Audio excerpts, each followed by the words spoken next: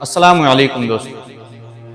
कहते हैं ना कि जब अल्लाह ताला अपने किसी बंदे को नवाजता है तो ऐसा नवाजता है कि जो किसी के दिलो दिमाग में नहीं आ सकता।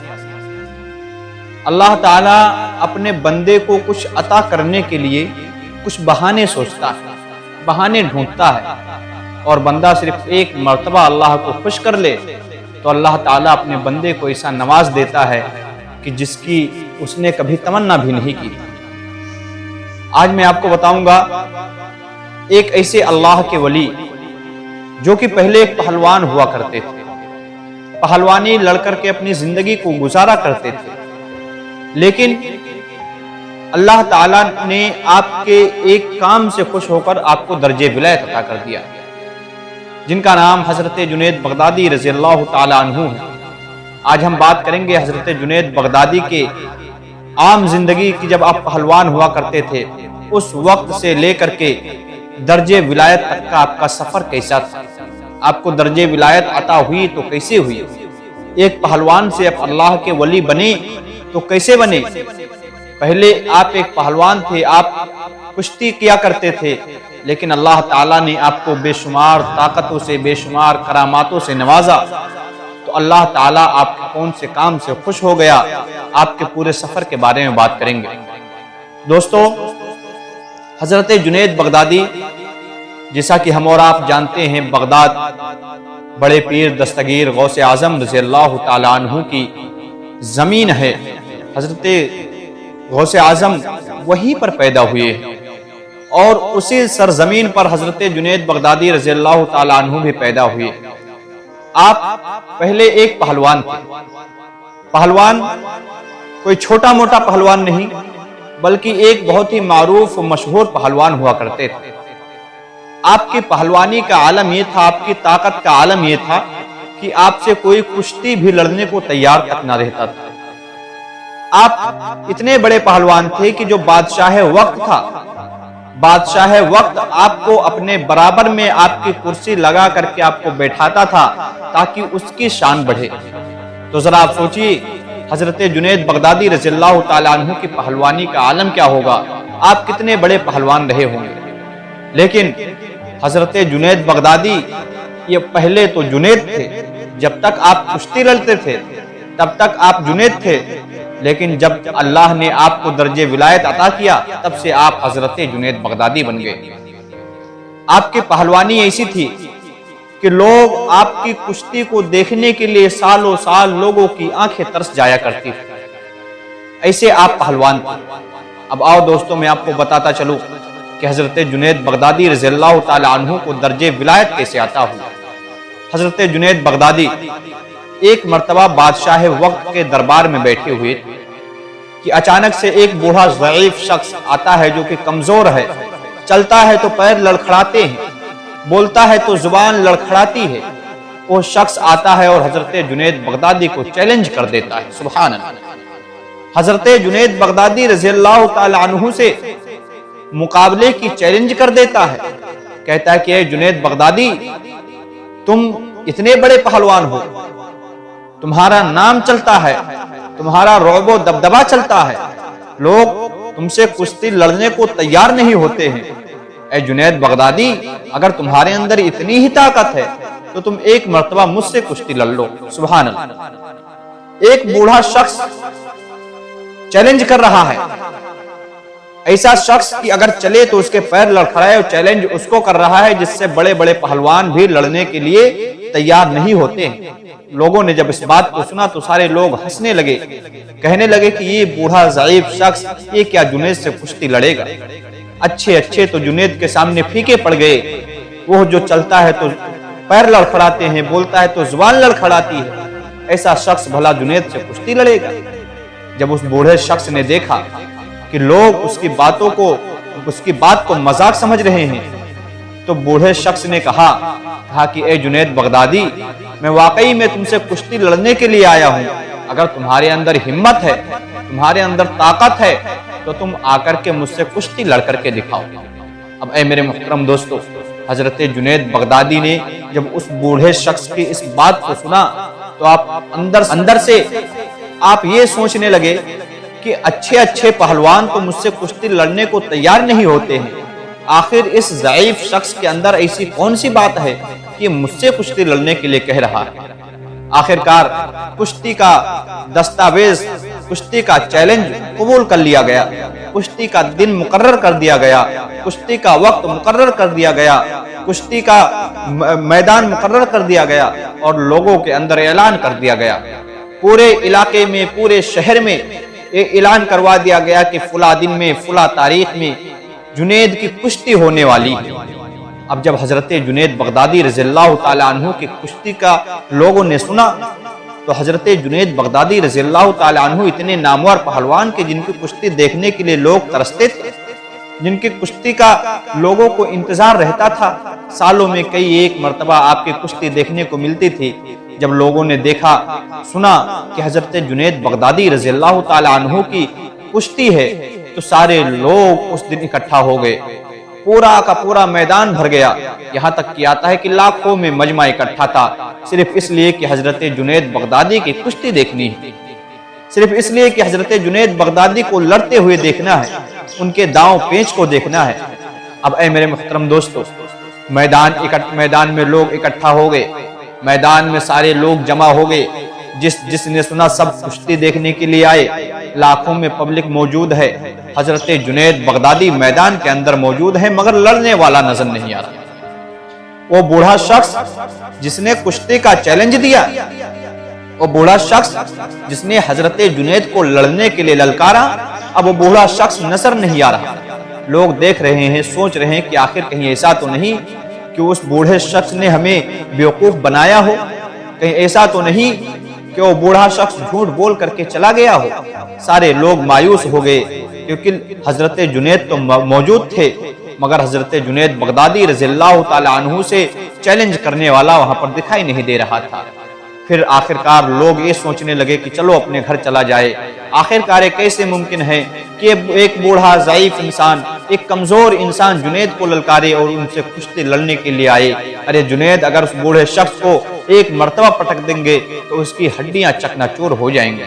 मगर ऐ मेरे मुहतरम दोस्तों, जब लोग मायूस हो गए, अपने घर को लौटने ही वाले थे कि उनको थोड़ी दूर पर मैदान में कुछ धूल उड़ती हुई नजर आई। जब धूल उड़ती हुई नजर आई तो लोगों ने कहा रुक जाओ, कहीं ऐसा तो नहीं कि वही बूढ़ा शख्स आ रहा है, ये वही बूढ़ा शख्स है जिसने चैलेंज किया था। और हकीकतन में वैसा ही हुआ कि लोगों ने इंतजार किया, वो बूढ़ा शख्स वहां पर आया, मैदान के अंदर आया। लोग हजरत जुनैद के नारे लगाने लगे, हजरत जुनैद के नारे लगाने लगे, जुनैद जुनैद के नाम का नारा लगने लगा। वहां पे सारे लोगों के जुबान पर एक ही अल्फाज था, जुनैद जुनैद जुनैद। मगर जब दोनों लोग मैदान के अंदर आए, अब ऐ मेरे मुहतरम दोस्तों, अब दोनों लोग मैदान में लड़ने के लिए तैयार हैं। मगर वो हजरत जुनैद बगदादी जो कि अपने वक्त के नामवर पहलवान, अपने वक्त के मारूफ मशहूर पहलवान, अपने वक्त के ऐसे पहलवान जिनसे कोई कुश्ती लड़ने को तैयार तक नहीं होता, उस जुनैद बगदादी के माथे पे पसीना है। सुभान अल्लाह। अब हजरत जुनैद बगदादी सिर्फ ये सोच रहे हैं कि आखिर इस इंसान के अंदर ऐसी कौन सी बात है कि जो कि ये मुझसे कुश्ती लड़ने के लिए तैयार हो गया है। अब जब दोनों लोग हाथ मिलाते हैं कुश्ती लड़ने के लिए, तो अब जब दोनों लोगों ने हाथ मिलाया, हाथ मिलाने के बाद में उस ज़ईफ इंसान ने कहा कि ए जुनैद बगदादी, मुझे मालूम है कि तुम मुझे कुश्ती में हरा दोगे, मुझे मालूम है तुम्हारे दांव पेंच ऐसे हैं कि तुमसे अच्छे अच्छे पहलवान तक हार जाते हैं, तो बहर मेरी क्या मजाल कि मैं तुमसे कुश्ती लड़ूं, लेकिन मेरे पास एक वजह है जो मैं तुमसे कुश्ती लड़ना चाहता हूँ, मेरे पास मजबूरी है जिसकी वजह से मैंने तुम्हें भरी महफिल में ललकारा है। ए जुनैद, मेरी उस मजबूरी को सुन लो। हजरत जुनैद बगदादी ने जब इतना सुना तो कहा कि बताइए आखिरकार आपकी ऐसी कौन सी मजबूरी है कि जिसकी वजह से आप मुझसे कुश्ती लड़ने के लिए तैयार हो गए। आपके पास ऐसी कौन सी वजह है कि आपने मुझे भरी महफिल में लड़ने के लिए ललकारा है। तो उस ज़ईफ इंसान ने कहा कि ए जुनैद बगदादी, अगर तुम्हें नहीं पता तो मैं बता दूं, मैं एक सैयद ज़ादा हूँ, नबी के खानदान से हूँ। ए जुनैद बगदादी, और मेरी हालत ये है कि मेरे बीवी बच्चे हैं और मैं गरीबी में घिरा हुआ हूँ, तंग दस्ती ने मुझे घेर करके रखा है और सैयद ज़ादा भीख मांग करके खा नहीं सकता, किसी से भीख मांग करके खा नहीं सकता, मेरे बीवी बच्चे भूखे हैं, उनके खाने का कुछ इंतजाम नहीं हो रहा है। ऐ जुनैद बगदादी, मैंने तुमसे सिर्फ कुश्ती इसलिए लड़ने के लिए कहा है कि तुम मुझसे कुश्ती में हार जाओ, तुम मुझसे कुश्ती में हार जाओ और इनाम के पैसे मैं ले लूं, जिससे मेरी बीवी और बच्चों का पेट भर जाए। सुभान अल्लाह। हजरत जुनैद बगदादी से उस ज़ईफ इंसान ने कहा, मैं सैयद ज़ादा हूं, मैं भीख मांग करके अपनी औलादों को नहीं खिला सकता, मैं भीख मांग करके अपने खानदान को नहीं पाल सकता, हम पर भीख मांगने से मना किया गया है, खैरात के पैसे लेने से मना किया गया है। ऐ जुनैद बगदादी, मैं तुमसे इसलिए कुश्ती लड़ रहा हूं कि तुम कुश्ती में हार जाओ और इनाम के पैसे मैं लेकर अपने बीवी और बच्चों का पेट भर सकूं। सुभान अल्लाह। अब हजरत जुनैद बगदादी रज़ियल्लाहु ताला अन्हु के दिमाग में एक सवाल पैदा होता है कि आखिर अब क्या किया जाए, क्या इस कुश्ती को हार दिया जाए, क्या मैं हार जाऊं? अगर मैं हार जाता हूं तो मेरी जिंदगी भर की कमाई हुई इज्जत इस मैदान में नीलाम हो जाएगी। सैयद साहब ने कहा कि ए जुनैद, सोचते क्या हो? अगर आज तुम मेरे बीवी और बच्चों का पेट भरते हो, अगर आज तुम मैदान में हारते हो, इस मैदान में मुझे जीत दिलाते हो, तो कसम खुदा की ए जुनैद, कल जब मैदान महशर होगा, नफ्सी नफ्सी का आलम होगा, कोई किसी का पुरसाने हाल ना होगा, ए जुनैद, मैं उस वक्त अपने नाना से कह करके तुम्हारी बख्शिश करवा दूंगा। सुभान अल्लाह। और जब हजरत जुनैद बगदादी ने इतना सुना, आपने फैसला कर लिया कि दुनिया की दौलत क्या करेंगे लेकर के, इस दुनिया की इज्जत का क्या फायदा जब मैदान महशर में हमें कोई देखने वाला ना हो, मैदान महशर में जब हमारा कोई साथ देने वाला ना हो। हजरत जुनैद बगदादी ने अपने दिमाग में बिठा लिया कि आज इस कुश्ती को हार करके अपनी आखिरत को बना लेना है। एक सैयदजादे की लाज रख करके, उसके नाना की लाज रख करके, उसके नाना के बताए हुए रास्तों पर अमल कर करके आज मैं इस कुश्ती को हार जाऊंगा तो मैदान महशर में यही मेरे काम आएगा। और हजरत जुनैद बगदादी कुश्ती हारने के लिए तैयार हो जाते हैं। अब जब दोनों लोगों में कुश्ती शुरू हुई तो अब सबसे ज्यादा देखने की बात यह है कि अगर एक नामवर पहलवान किसी आम इंसान से कुश्ती लड़ता है तो कुश्ती लड़ने में वो जब हारेगा तो उसके लिए भी बहुत सारे उसको नुस्खे लगाने पड़ेंगे, बहुत सारे तरीके लगाने पड़ेंगे। अगर यूं ही वो हार जाएगा, अगर यूं ही उसने हार मान लिया तो लोगों को शक हो जाएगा। अब जब दोनों लोगों की कुश्ती शुरू हुई, जब दोनों लोग आपस में कुश्ती लड़ने लगे, तो अब सैयद साहब ने कहा कि आखिर अब कैसे हारा जाए। तो जुनैद बगदादी ने कहा, एक काम करते हैं, पहले एक मर्तबा आप मुझे पटकिए, फिर मैं आपको पटकूंगा, फिर आप मुझे पटकेंगे, फिर मैं आपको पटकूंगा।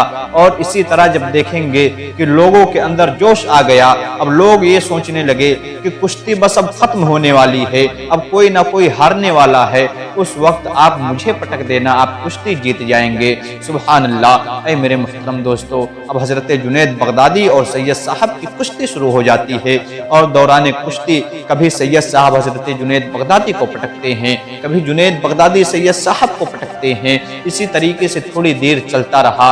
अब पब्लिक जब उसमें इंटरेस्ट लेने लगी, पब्लिक को जब मजा आने लगा, अब जब पब्लिक को लगने लगा कि अब कुश्ती का इख्तिताम होने वाला है, जब कुश्ती खत्म होने वाली है, तो अब हजरत जुनैद बगदादी रज़ियल्लाहु ताला अन्हु को सैयद साहब पटक करके कुश्ती जीत जाते हैं। अब जब सैयद साहब कुश्ती जीत गए तो आप जरा सोचिए, इन लाखों के मजमे जो जुनैद बगदादी की कुश्ती देखने के लिए आए थे, जिन्हें ये भरोसा था कि जुनैद बगदादी जीतेंगे, अब जरा सोचिए उनके दिल पर क्या गुजरी होगी और उन लोगों ने अपना उन लोगों के दिलों पर क्या गुजरी होगी। आखिरकार सैयद साहब कुश्ती जीत गए और कुश्ती जीतने के बाद में वो लोग जो कुश्ती देखने के लिए आए थे, हजरत जुनैद बगदादी पर कोई चप्पल से मार रहा है, कोई जूतों से मार रहा है, कोई उनके ऊपर ठोक करके जा रहा है, कोई उनको लात से ढकेल करके जा रहा है।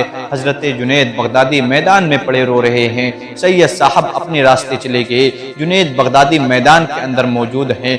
आपको सब लोग आप पर ठोकते हुए नजर आते हैं। आपको बादशाह के दरबार से बर्खास्त कर दिया गया, वहां से आपको निकाल दिया गया। अब वो लोग जो आज तक हजरत जुनैद बगदादी रज़ियल्लाहु ताला अन्हु के नाम का नारा लगाते थे, अब उस जुनैद को देखना भी पसंद नहीं करते। वजह क्या थी? वजह सिर्फ ये थी कि हजरत जुनैद बगदादी ने एक सैयद साहब की लाज रख करके, एक सैयद साहब की बातों को मान करके, उनकी इज्जत को कर करके हजरत जुनैद बगदादी ने आखिरत का सौदा किया था, जो कि लोग, पूरी दुनिया आपसे छूट गई, लोग आपसे नाराज हो गए, आपको बादशाह के दरबार से बर्खास्त कर दिया गया। लेकिन अल्लाह बहुत मेहरबान है, जिस अल्लाह की रजा के लिए, जिस रसूलुल्लाह की रजा के लिए आपने ये कदम उठाया, आखिरकार उसका सिला आपको कैसे मिला आओ मैं आपको बताता चलूं। जब कुश्ती खत्म हो गई, सारे लोग चले गए, हजरत जुनैद की बुराई करके चले गए, उन पर लात और चप्पल चला करके चले गए, जूतों का वार कर करके चले गए। हजरत जुनैद बगदादी जाते हैं, शाम को अपने घर पे पहुंचते हैं, नमाज अदा करते हैं। नमाज अदा करने के बाद में बिस्तर पे पड़े सो रहे हैं, बिस्तर पे पड़े लेटे हैं, और बिस्तर पे लेटे लेटे आपकी आंखों से आंसू जारी हैं। आप सोचते हैं कि आखिर अब क्या होगा, मैंने तो अपनी दुनिया भर की कमाई हुई इज्जत, सारी जिंदगी की कमाई हुई इज्जत को तो आज मैं मैदान में नीलाम करके आया, आखिरकार अब क्या होगा।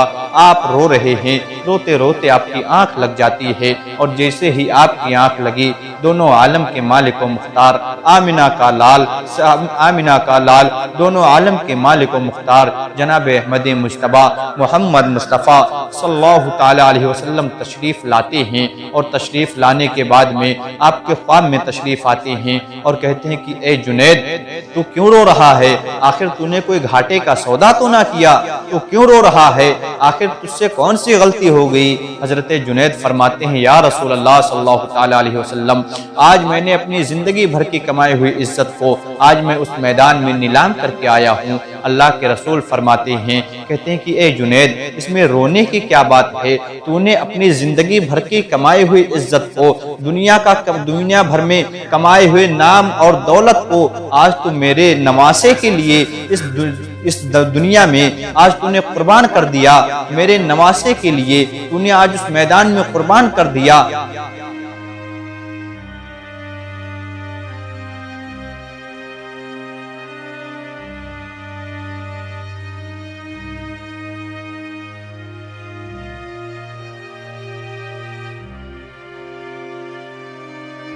अल्लाह ताला तुझसे खुश होता है, और अल्लाह ताला ने तुझे ऐसा दर्जा अता किया है कि दुनिया की नाम और दौलत तो क्या, ये दुनिया की इज्जत तो क्या, जब तक ये दुनिया बाकी रहेगी, जब तक इस दुनिया में लोग बाकी रहेंगे, तब तक लोग तेरे नाम का नारा लगाते हुए रहेंगे, तब तक लोग तुझे अल्लाह के वली के नाम से जाना करेंगे, तब तक लोग तेरे नाम से तेरा नाम पुकारा करेंगे। जब तक ये दुनिया बाकी रहेगी, तब तक के लोग तुझे इस दुनिया में जानेंगे। हजरत जुनैद बगदादी की आंख जब खुलती है, आप दरवाजा खोलते हैं, तो आप क्या देखते हैं?